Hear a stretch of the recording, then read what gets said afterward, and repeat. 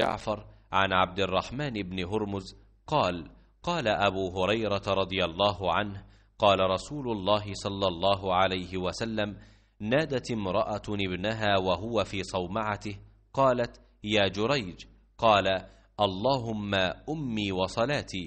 قالت: يا جريج. قال: اللهم أمي وصلاتي. قالت: يا جريج.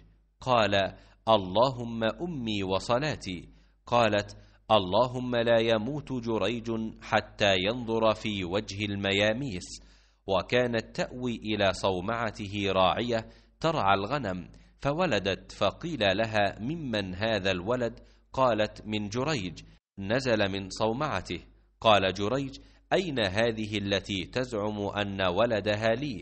قال: يا بابوس، من أبوك؟ قال: راعي الغنم.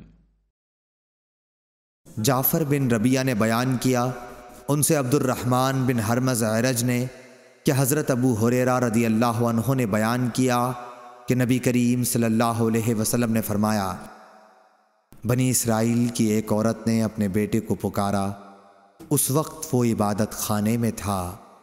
ماں نے پکارا کہ اے جریج جریج، پس وہ پیش میں پڑ گیا اور دل میں کہنے لگا کہ اے اللہ، میں اب ماں کو دیکھوں یا نماز کو؟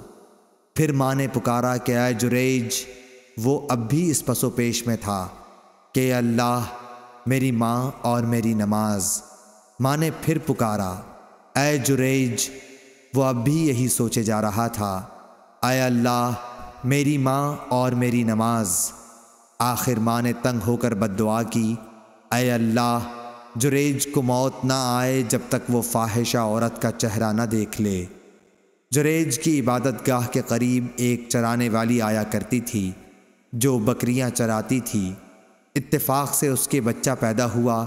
لوگوں نے پوچھا کہ یہ کس کا بچہ ہے؟